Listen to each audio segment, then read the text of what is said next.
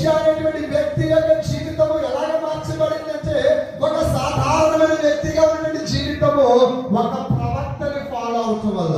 ఎవరండి?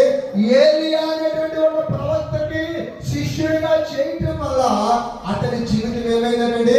ప్రవక్తగా మార్చబడింది. లేకపోతే ఎలీషా ఎలా ఉండేవాడు అంటే, ఒక మంచి రైతులాగా ఉండేవాడు. మన ఊర్లో ఉన్నటువంటి రైతులు ఎలాగా ఉన్నారో అలాగే ఒక మంచి రైతుగా ఉండేవాడు. కానీ అతను రైతుగా ఉండడానికి ఇష్టపడలేదంట.